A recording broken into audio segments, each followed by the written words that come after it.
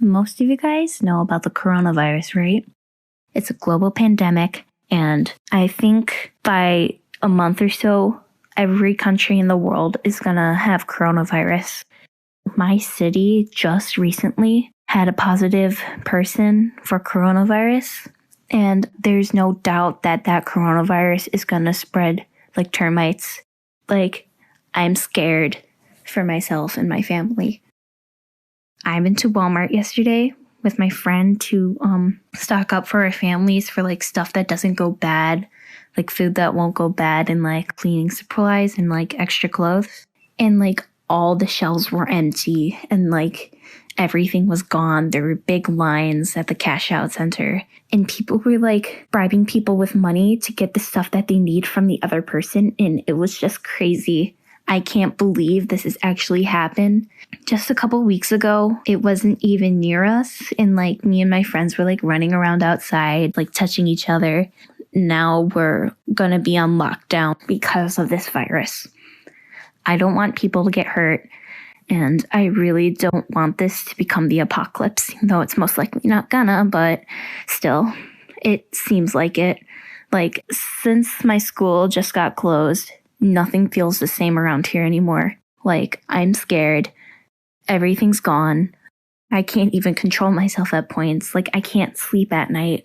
Me and my friends are all really scared for this. And like, we're hiding under our blankets, texting each other, calling each other, seeing if we're okay, if they need anything. All that I can really say to you guys for advice, don't really touch your face. Don't touch other people.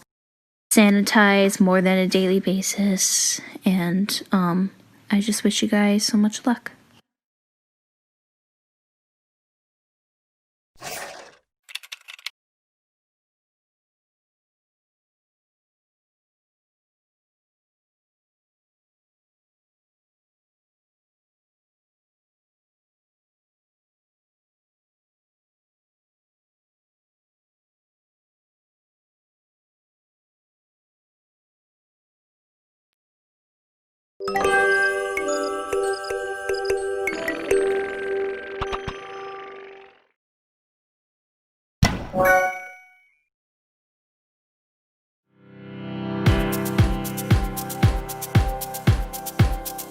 So for my 2020 resolution, I'm going to be spending a lot more time off my phone and on social media to appreciate my family a lot more. My New Year's resolution is to make a good first impression in high school and get good grades on my SAT and ACT by having motivation to study and work harder in my classes. My New Year's resolution is to start eating healthier and go to the gym 3 days a week. My New Year's resolution for 2020 is to sing in my falsetto voice. My New Year's resolution is to stand up for myself more and to be more open about my feelings. This year, for 2020, my New Year's resolution is to eat more pizza. I'm starting a new trend and doing more of what I love. My New Year's resolution is to help out the world, make it a better place, prevent climate change, and maybe work with animals. My New Year's resolution is to pay attention more in class and to be a better student to get my grades up. For my New Year's resolution, I want to expand my art capabilities because I love art. I also want to improve on my mental health so I can try to get back to my normal life without my anxiety. My New Year's resolution is to be active because I'm always found lying on my bed, on my phone, or sketching. And I need to stop slumping around the place and get up and be active for once. I guess this year my New Year's resolution would be to try to get the kids in my grade that vape, to try to find them all and get them help, and just to overall help anyone that I think needs it. My New Year's resolution is probably to try talk and interact a little bit more. And instead of being an introvert, I'll try to join in and engage and have a lot of fun with different people. My intent for 2020 is change through the smallest acts of kindness in my day-to-day life. Kindness is the most influential, inexpensive, and undervalued form of change. So why not make this year count with kindness?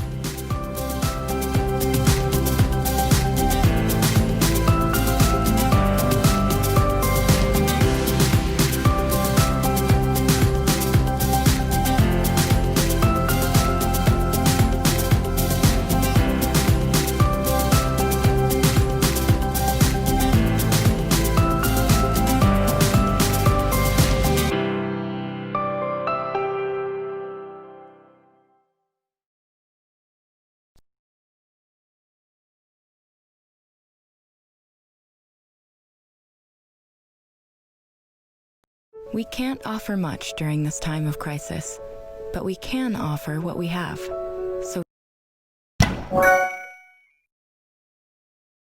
So one day I was with my friend, and my friend told me to date this guy, and I didn't even know him, and I was kind of desperate for a relationship.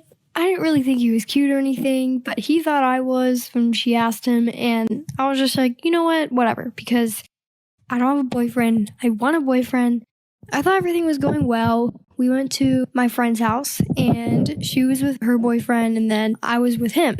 And we were having so much fun. We were watching it. It was kind of awkward. We were trying to like share a blanket, and that didn't really work out because it was just so awkward. It was our first like time hanging out. Anyways, fast forward. We were at a football game, and we were not really talking at all. We were just like staring at each other most of the time, and it was really awkward. And his friends were like crowding around him, and my friends were crowding around me, like just talking about each other, and it was all weird. And we got a time to sit alone, and we sat up on a ledge and watching the game. And we were just sitting there, and it was really quiet. Nothing was really happening. And I made the dumbest mistake in my life. I turned to him and I asked him, "Do you want to kiss?" And I don't even know why I said that. It was so awkward. He was like sweating and like shaking, didn't know what to say. He was staring at me and like was just speechless. And I was just waiting. Oh no, this is bad. This is just awful. Like that voice in my head was like, "No, Lord, just die. Just leave and go home and die." And he opened his mouth and he said, "I don't really know you that much." Okay, first of all, then why would you say yes to my friend who said that we would be great together? Okay, I'm desperate for love right now, and the last thing I need is to be embarrassed in front of everybody. And even though like it wasn't even a serious relationship, I was still heartbroken because I really wanted to have my like first real kiss, I guess. So he told me like he didn't really know me that well. So I left, and his friends were all being like, "Oh, it's okay, Lauren. Like he just wants to know you well." And then he came up to me and told me, "Yeah, I just like kind of want to get to know you better. I don't want to rush it like my last girlfriend." And I knew what he meant, okay? That's not even the story. The bad part is that I was embarrassed, okay? I literally asked somebody to kiss me, and you don't ask that stuff. But that happened, and I regret it a lot. So yeah, that's my story. And by the way, we broke up. Yep. Yeah.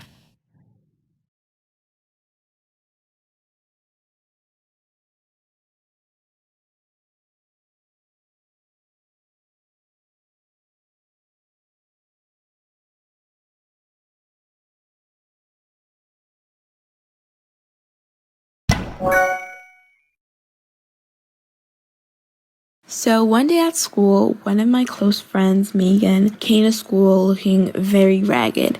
Her clothes were ripped up, her shoes had holes in the front, her hair was just a complete mess, and she had a lot of bruises on her legs. Megan just acted like nothing was wrong, but I could definitely tell because as my mom was a victim of abuse, I could just tell when someone was being abused. So I asked Megan if I could come over to her house after school, and she said that was perfectly fine. So I caught up to her after school, and we were just talking about life and the latest gossip at school. So when I arrived, her house was a complete mess. It reeked of alcohol. The mattresses were downstairs in the living room floor.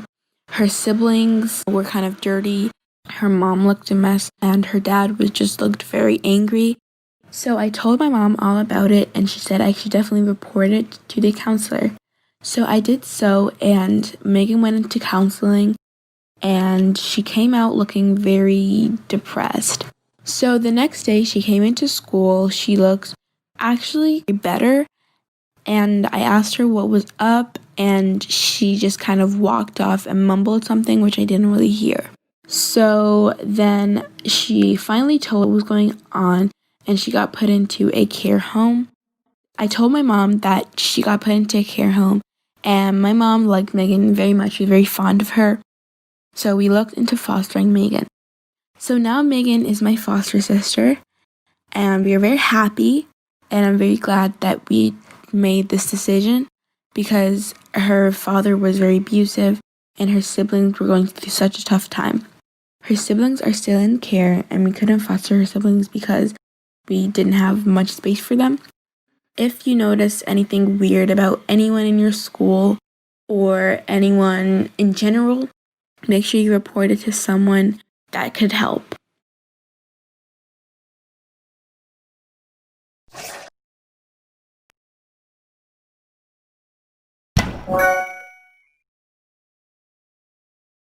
When I was in middle school, I got bullied really bad. People just picked on me, and it stayed like that for about 3 years. I was bullied mercilessly. I was called names and stuff got thrown at me, and people would write mean names on the bathroom walls and call me horrible stuff. And it got to the point where it got physical. I was actually beaten up by multiple people when I was walking down the hallway for literally no reason. And my parents did everything that they could do, but the principals and the teachers just didn't seem to care enough, and nothing ever really got done to stop it. It was a terrible time for me, tragic and traumatizing, and I was scared. I hated going to school. I didn't want to be there. I honestly was depressed and afraid. It was very stressful and difficult for me. But when I got into the 9th grade, things changed. I got a new state of mind. I wouldn't allow myself to be bullied. And what I mean by that is I went crazy. I started fighting people. If I felt disrespected, I would go nuts, cussing them out, screaming at them, threatening them. I was constantly in trouble, getting in-school suspension, getting sent home. My parents were always being called. It got to the point where the school literally told my mom, "Your daughter is going to end up in jail. We don't know what to do." And they recommended sending me to an alternative school. My mom, however, didn't feel like that was the appropriate response, and she got me into therapy. Unfortunately, it didn't work. Honestly, my rage lasted for about 2.5 years, and I honestly don't even know how I had friends. I can't imagine that I was a good person to be around. I mean, I was always being rude to somebody. It was just a not so good time in my life. It took me a long time, but I finally realized that the reason why I was doing what I was doing was out of fear of ever having to be bullied and treated like that again. The fear of that embarrassment, the fear of that emotional trauma. I didn't want anyone to look at me as weak. I didn't want anyone to view me as someone to pick on or a pushover ever. So I just went crazy and I lashed out at anyone. And me doing that turned me into the people who bullied me. Even though it took years, I've changed and matured, and the therapy did start to help once I started realizing why I was acting the way that I was acting and that it wasn't changing anything. It was just making me into a monster. I guess the lesson of this story is just because someone does something to you doesn't mean doing it back makes you any better than them. There's always a healthier way to cope with things.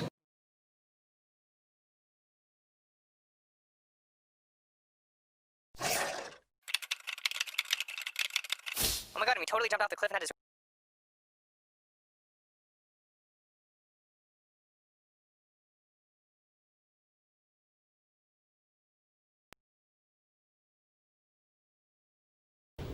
How about no? No. No way. Come on, no. No. No. No. Only Discover has no annual fee on any card.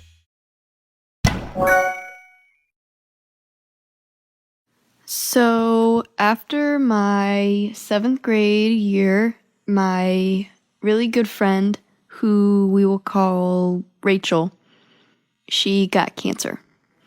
And so, all her friends were really supportive.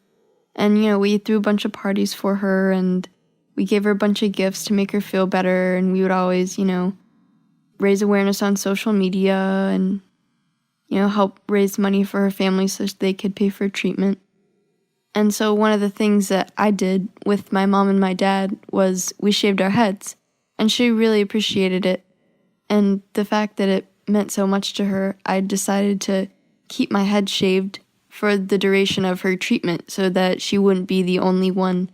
So after a while, I just figured out that I liked having a shaved head, so I kept it that way even after a treatment just because I thought it was a nice hairstyle, even though I guess I don't really have any hair when you have a shaved head. Everybody kept mistaking me for a boy, which was really funny because, like, I have some pretty prominent female features. Like, I have boobs, you can see that. But yeah, there was this one time I went to the YMCA with my parents, and so I just went into the locker room because I had to change. And so I had my shirt off, but I had my sports bra on. And this lady came in and she said, you know, this is the girls' dressing room, right? And I was like, I have a bra on. So, I mean, I didn't say that to her. I was like, yeah, I know this is the girls' dressing room because I'm a female. I just have a shaved head. And she kind of like looked to the side like, that's weird, but she just shrugged it off. She was like, oh, well, okay. But whenever I'd go in like a bathroom at like a store, there would always be someone like trying to stop me like, hey, you can't go in there. That's a girl's bathroom. And I'm like, cool. That's good because I'm a girl. I constantly get people, you know, telling me, hey, young man, or if they look at me from the back, they call me sir, bud. I just think it's hilarious that people can mistake me for a boy, even though, like, you know, I have female curves and a female face. Now I'm in high school. I'm actually a senior, about to graduate, and I still keep my hair pretty short. I shave it once in a while, and people always ask me, you know, why do you keep your hair short? It's just easy. I like it that way. I don't really care if people mistake me for a boy, because honestly, it happens. It's really funny, though, when it does happen, because I always have a good story to get out of it. As for my friend, she keeps her hair pretty short, too, because she likes it like that. And she's cancer-free. I guess that's a story of how everybody thought I was a boy.